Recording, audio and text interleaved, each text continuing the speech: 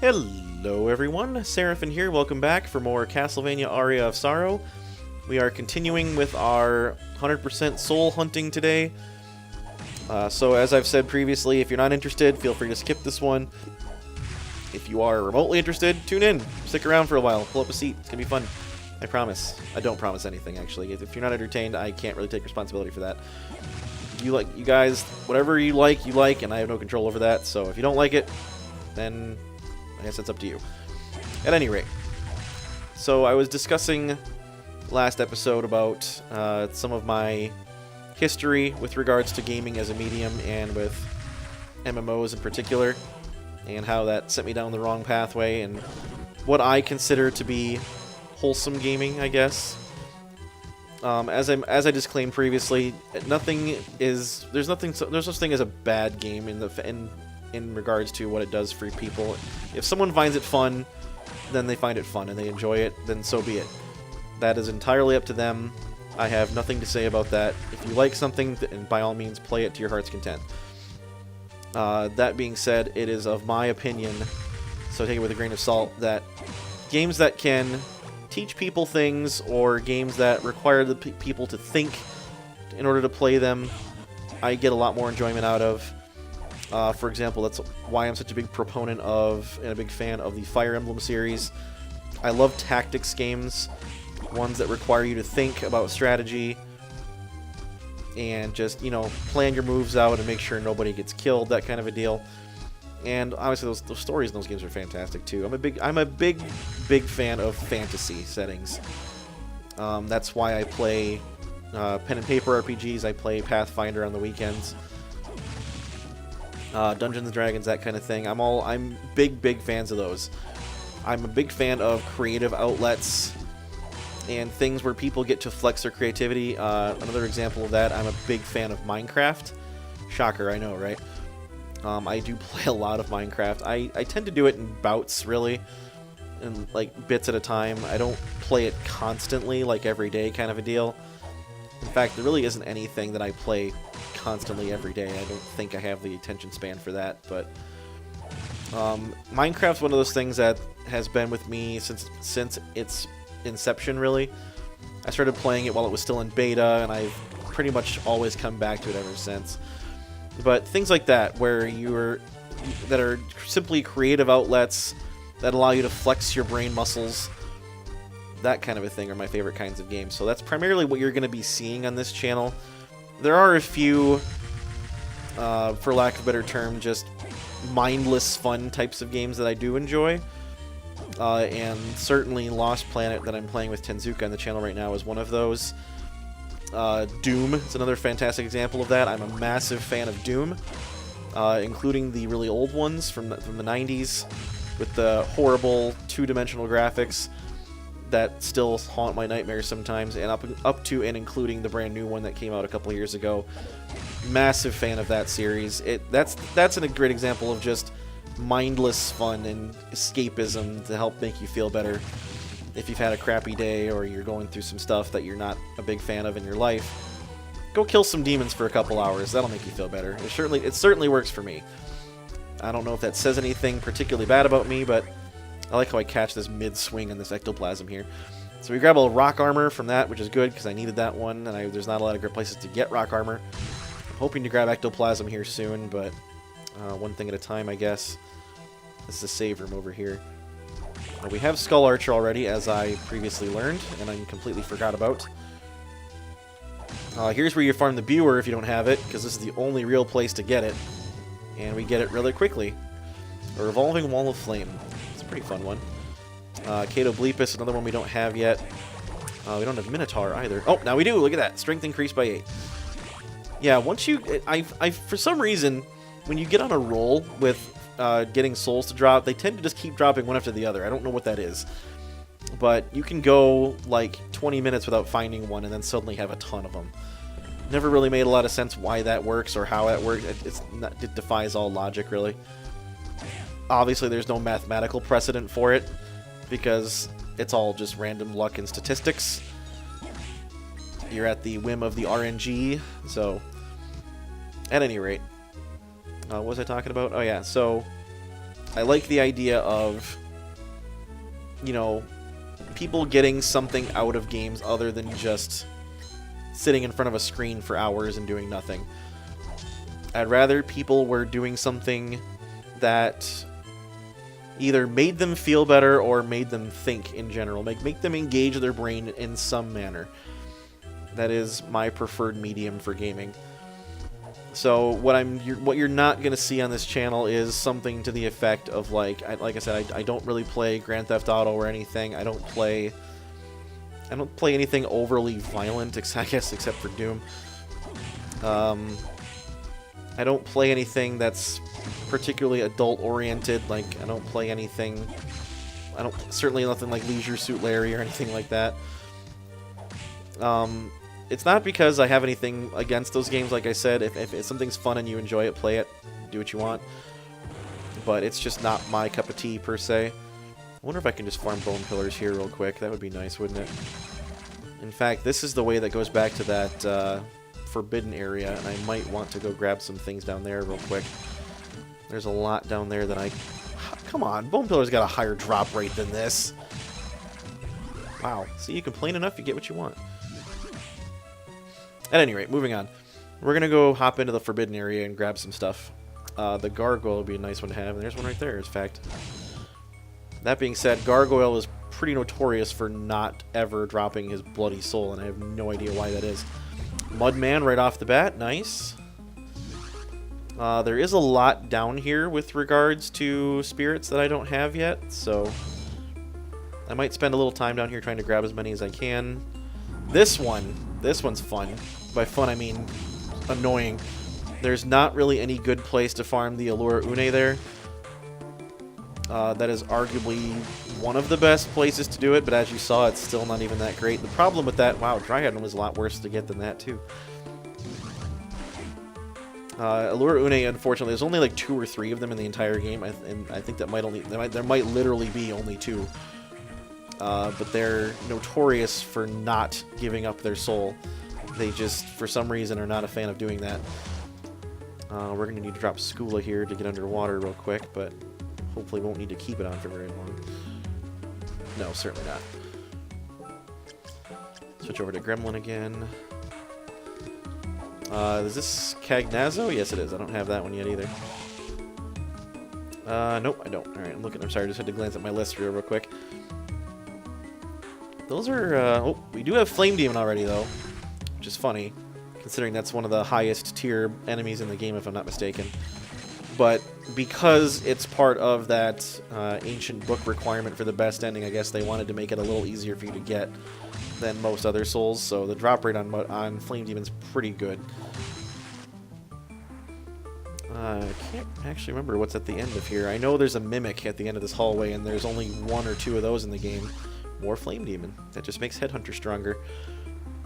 We have Ripper certainly already, because there's a box of 9 of them right here.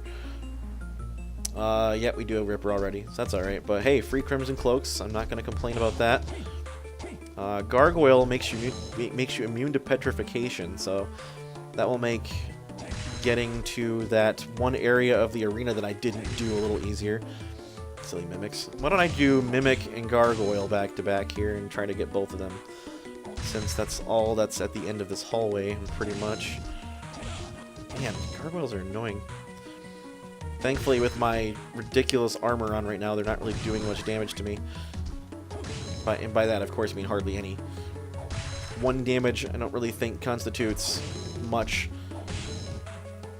Mimic, I don't remember if that has a decent soul drop rate or not. I do know that that soul has a pretty interesting effect. And as soon as I can remember what the heck that is, I will tell you guys. Maybe I'll just get it and I can show you right there. That would be fantastic, wouldn't it? Something else you're not going to see a lot of on this channel is... I just had it on the tip of my tongue. I can't remember what it is now. I'm not really into long-form RPGs, like, for example, ones that take 80-plus hours to play.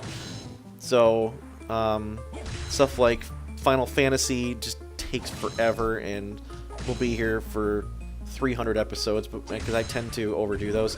Here we go. This one's weird. increases money as damage is incurred. So this plays back to that strategy I was talking about some number of episodes ago, where you can equip this soul and just walk yourself into the spikes a lot, right next to a save room, and every time you do that, you just gain a bunch of money. So if you're short on getting the Soul Eater ring, or something else that, I don't know what else you'd have to buy other than that, nothing else you really need to worry about saving up for. Not that I'm aware of at any rate. But if you didn't want to have to sell the weapons to get enough money, that is one of the best methods I've found for farming money, is equipping the Mimic Soul and just launching yourself into spikes over and over again to get a bunch of free cash. It's a little dangerous, because if you screw up, you can just end up killing yourself. Because, as I mentioned, spikes do a percentage of your health damage to you, so no matter how strong you are, no matter how much armor you have equipped, spikes are always dangerous. So you gotta be careful with that method, but it does work. I've done it a few times. And then, I honestly have a hard time thinking of what would be a better method of farming money. I guess you could do something similar to what I mentioned sometime back with the Sherman Ring, in that the Sherman Ring gives you experience points as you walk around, and you can just, you know, huddle into a corner and press the move button down and walk away for a while, and it'll still count as walking.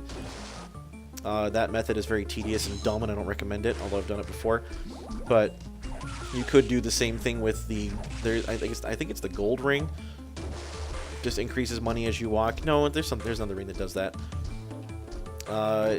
The rune ring is MP. There's another ring that increases money as you walk, as opposed to experience with the Sherman ring. But you can do that way. I guess there's a certain number of enemies that have a chance at dropping really expensive gear. Yeah, there's another annoying thing with this thing, is that it's a guard. There's a couple of enemies that drop really rare equipment that's worth a lot of money. I guess you could try to farm money that way by killing that monster over and over. I don't recommend that method, simply because trying to rely on equipment drops is even more tedious than relying on spirit drops. Because a lot of time, experience or certain weapons are even more rare than getting a monster spirit to drop. So it's really not a very reliable method of making money. Certainly not when there are a couple other far more reliable methods. But Mimic, I think, is maybe not the easiest or the safest, but probably the most efficient method of making a lot of money. I'm just going to get Allure Une out of the way, because this one's annoying. I'm trying to think if there's another place to get Poison Worm, too, and I'm drawing a blank right now. But that one's difficult to try to farm, too. Maybe I'll get lucky and grab Allure Une really quick. This one is whenever I think of 100% soul runs, this is the monster I dread fighting over and over again. Because the soul drop rate is atrocious, and it's really annoying to fight no matter what level you are, and it doesn't die easily, and it's just annoying. But maybe doing that will make things a little easier. Oh yeah, Flame Demon for sure, look at that. Why don't you do that more often? Takes 2 swings after that to drop that thing. I'm sure there's a better area to be doing this, but this one is close to a door, and I might as well just get it done. So this is the type of thing that I know is not something you guys are interested in seeing, me doing this over and over again. I got 4 hits that time. I wonder how that works. But at any rate, this is the part that I dread, is getting some of the more obnoxious and hard to kill enemies. Another one that I'm not looking forward to doing is the Final Guard. As you saw a couple episodes back, just how difficult that thing is to kill.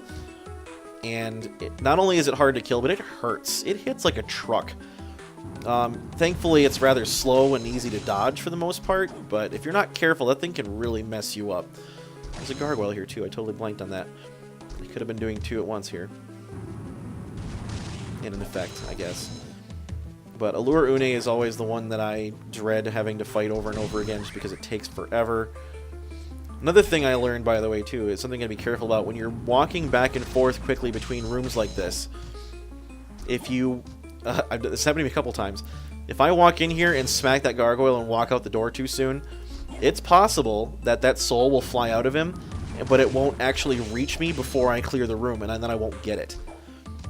even though it's actually actively flying out of that thing's body and coming at me. If I walk out of the room too fast before it reaches me, you don't get the soul, even though you got it to drop. And that, oh, thank God. Okay, Allure Une's out of the way. That one did not take anywhere near as long as I was expecting, thankfully. Let's see if we can't get Gargoyle out of the way, and then we'll be done with the Forbidden Area for now. In fact, we'll be done with the Forbidden Area pretty much entirely, won't we? Because I got everything else over here. It's gotta be an easier way to do this. You know, why don't I just go back down here and do it? We got Mudman already. We got the Dryad. Poison Worm, I guess the only thing I missed. But there's another place to do that. A much easier place as far as I'm aware. Gargoyle is a little tedious. Simply because it doesn't like to drop very often. But now that Allure Une is out of my way, I feel much better. Quite frankly, we need to go back to the study and get a few more of those. I didn't get Ectoplasm, I didn't get the Arachne, I didn't get a couple of them, I think. But that might have been it. But one thing at a time, everybody.